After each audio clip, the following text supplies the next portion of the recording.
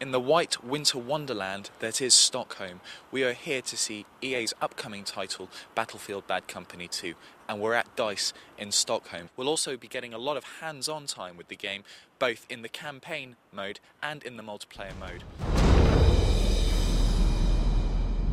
What we learned with 1943 is a lot of people had different opinions of what Battlefield was. Well, what are those core elements that really attached people to it and made it for them resonate Battlefield? And it was about Battlefield moments, the action, the crazy stuff that could happen when you combine it in this open world environment. You added vehicles, you have soldier combat, you have infantry combat, and then we threw in destruction. And then those elements really core together came in and just, they make Battlefield.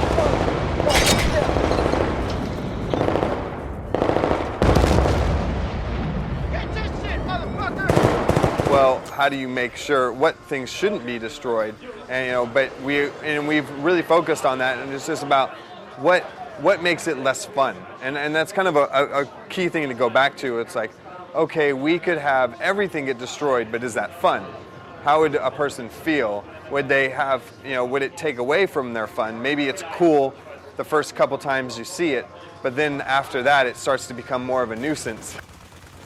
Our biggest goal for the campaign was actually to improve the quality of the campaign rather than try to add gimmicks or add features to it that could risk the quality of the campaign. So our goal was to make a solid 10-hour high-quality campaign with everything that Battlefield has to offer. Focusing on vehicles, destruction, variety with visuals, and also gameplay objectives, making sure that you never have a boring minute. Great stuff. I mean, the single player we've only seen a little bit. It looks very dynamic, a lot of post-processing effects. There's a lot going on. You can blow up all the buildings now. So the hard part with building a single-player campaign for a Battlefield game is, of course, that the game's roots is in multiplayer. The sandbox gameplay with vehicles, we added destruction for Bad Company 1. All these ingredients, of course, creates a different backdrop to single player than any other shooter. So what you want to do is you want to use that DNA that is Battlefield as a multiplayer game and translate that into a dramatic storytelling element in a single player.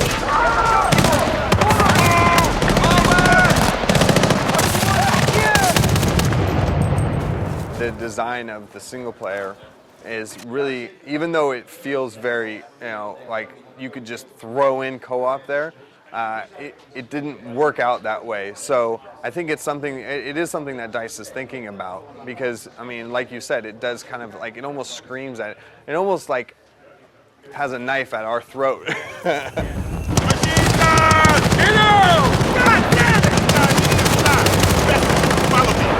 When we do something, we try to be amazing at it, or really try to, revolutionize it, or take it to the next level.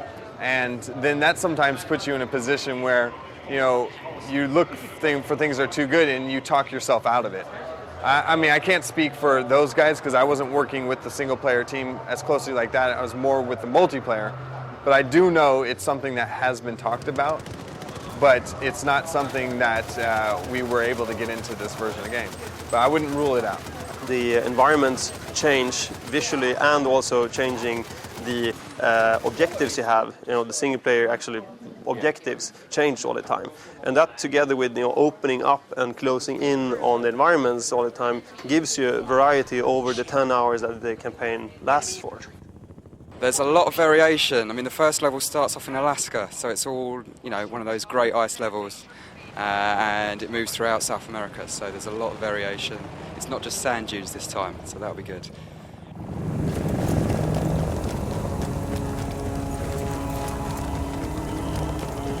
We attack on your city. Graphically, it's looking really good. I like the style of it. I actually just interviewed the producer on the multiplayer, Gordon Van Dyke, and I actually thought it was running at 60 frames. He said that it's still running at 30, but it's really smooth. Lots of nice detail in the background. Obviously, you've got the destructibility and stuff.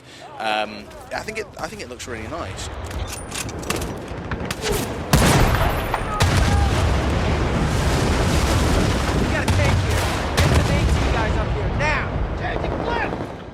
The most reasonable country in the world to have an army to match the US army, which is kind of the balance you want in a battlefield game. You want two equal armies to fight each other. You don't want the an offset in balance where you have like 10 versus 5. You want 10 versus 10. They need to have the same equipment, equivalent equipment.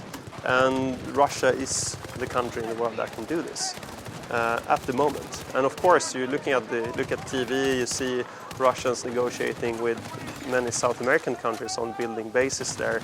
There is something there that kind of attracted us in what could possibly turn into a new kind of Berlin Wall, but in South America.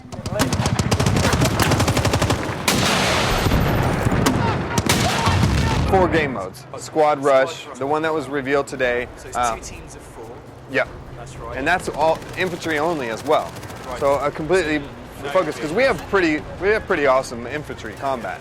We have pretty good soldier on soldier combat, and we really wanted to have a game mode that kind of catered to that, and showed Battlefield in kind of slightly different way, but still be attached to something that is very specific to Battlefield now, which is kind of the new de facto game mode alongside Conquest is Rush.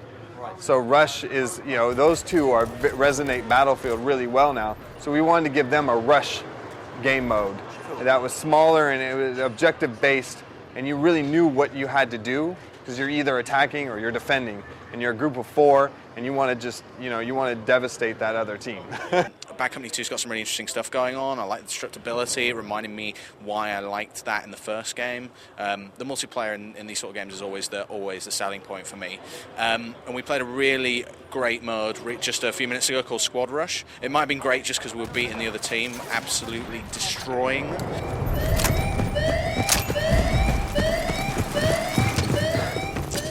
I think the controls are really tight, and I think the overall flow of the game is great. Because even if you have great graphics or physics or the destruction or whatever it is, if the game doesn't feel right, you're not going to enjoy yourself.